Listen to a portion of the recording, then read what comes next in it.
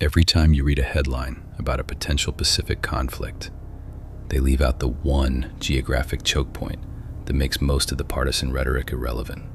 So today, we're running the United States and China through our 7-pillar battle card to see who actually holds the logistical high ground and what the hard math says about a naval blockade. Because when a blockade begins, the decisive factor is not just the warship, it's the factory behind it. Let's put the United States and China on the battle card. Pillar 1. Geography. The United States has one of the strongest geographic positions in the modern world. 2 vast oceanic moats protect it, while friendly, weaker neighbors secure its northern and southern borders. China faces a different map and a different reality. Before Chinese naval or commercial traffic can reach the open Pacific, it must pass through the first island chain, a narrow arc of choke points defined by Japan, Taiwan, and the Philippines. In any serious struggle over maritime access, the positional advantage belongs to the United States. Pillar 2. Demographics.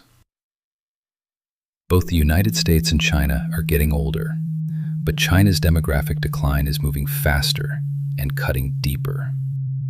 Decades of the one-child policy compress the base of the population pyramid while accelerating the shrinkage of the working-age population. In a short conflict, that may be manageable. In a prolonged crisis, it becomes a structural liability. Fewer factory workers, fewer military-age recruits, less endurance under sustained pressure. On demographics, the edge again goes to the United States. Pillar 3. Energy and food. This may be the single most dangerous vulnerability in China's strategic position. China imports roughly 3/4 of its oil, and much of that flow still depends on the Strait of Malacca. If that corridor is disrupted, the shock would be immediate. Transport slows, industry strains, power systems come under pressure. The United States faces a different reality. It exports more total energy than it imports, produces food at continental scale, and is structurally better positioned for a long war of attrition. On energy and food, the edge belongs to the United States. At this point, the map makes the contest look one-sided. But once we move from physical geography to industrial reality, the calculation becomes far more uncomfortable for Washington. Pillar 4. Industry and supply chains. This is where the picture changes. China remains the manufacturing hub of the global system. It holds commanding positions in electronics, machinery, pharmaceutical ingredients, and a wide range of intermediate goods. If trade were suddenly disrupted, critical American supply chains would tighten fast.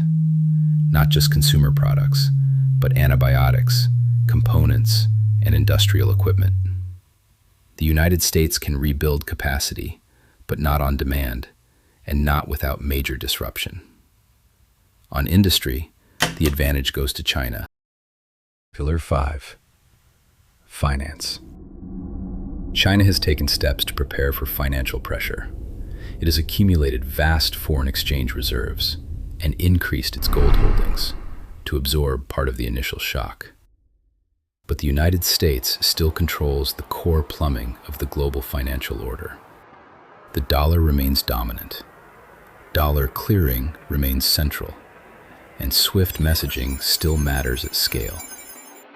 If Washington weaponizes that infrastructure, China's access to global dollar transactions could be sharply constrained, putting immediate pressure on trade, financing, and exports. On finance, the United States retains the edge. So now the problem is clear. The United States can pressure China's energy lifelines. China can pressure America's industrial dependence. So who breaks first? That is where hard power enters the equation. Pillar 6. Military logistics. China has formidable regional military density in the Western Pacific. Its anti-access and area denial systems create a dangerous operating environment close to its coastline. But a blockade is not the same thing as a coastal assault. A blockade would be enforced at distance, far from Shanghai, far from the Chinese mainland, where the contest shifts from coastal denial to sustainment at sea. And this is where the United States still holds a structural advantage. Global reach, sustainment, replenishment, forward deployment, the ability to project force across oceans and keep it there. On military logistics, the advantage goes to the United States. Pillar 7. Alliances. In geopolitical competition, allies are not symbolic. They are infrastructure. China relies more heavily on partnerships of convenience, limited alignments, and economic leverage. The United States operates something different. A formal and deeply institutionalized alliance system, reinforced by wider strategic partnerships. Japan, South Korea, Australia, and beyond the region, the United Kingdom. In a logistical war, access matters.